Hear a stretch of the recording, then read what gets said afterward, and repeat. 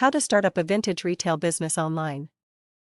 If you have a closet full of vintage threads that you aren't getting wearing, or if you simply have a passion for vintage fashion, opening your own retail business online can be a great way to earn additional income. Before launching your vintage retail business online, take heed of a few pointers. Your store. Once you've decided on the type of online store to open, choose a name for your web store. Scope out your competition on other online retail sites like eBay and Etsy to see if there is a naming trend, then consider a name that goes against the mainstream. Register your company name and also review your local tax laws to ensure that you are operating the business legally. If you haven't already, open a PayPal account. PayPal makes transactions easier for both buyers and sellers, and is perhaps the most common form of payment. However, there are competitors to PayPal, and a small percentage of your buyers may use them.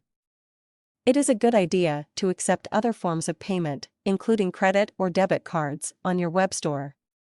If PayPal is your preferred method, include that information in your store's policies. If you have graphic design expertise or know someone who does, create a look for your vintage store. You can also find layout templates online. While in the early stages of creating your vintage retail business online, also create details on your shipping policies, customer service protocol, and return policies. Vintage clothing runs the risk of more returns, since the clothing is one of a kind and may not fit everyone the same. If you can't or don't want to house your merchandise yourself, find a drop shipper who can handle this process for you.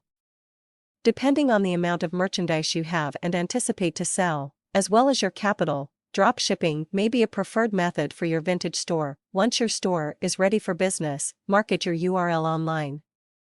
In addition to creating word of mouth among your friends and family, you have to reach the masses. Create a presence on Facebook, Twitter, and other social networking sites, and buy keywords from search engines.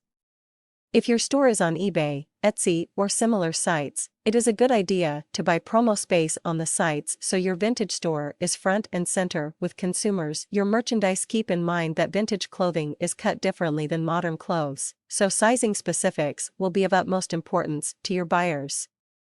Measure each garment and provide a sizing chart in your store.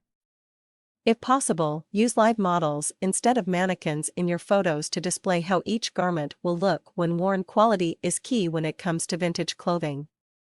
While some buyers will accept a very small snag or tear on vintage clothing, ideally the garments should be in mint or near mint condition. Stains, odors, or large areas of wear and tear are unlikely to sell very quickly, if at all. It is also important to display the clothing's condition up front whenever you can. Include photographs of the original tags in your listing to prove that it is, in fact, a vintage item and not a knockoff reproduction. When you ship the clothing to buyers, packaging is of great importance.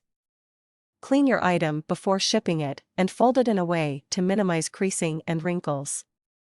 Ship your items in waterproof Tyvek envelopes placed in a box, and be sure to include invoices and thank you notes for your customers.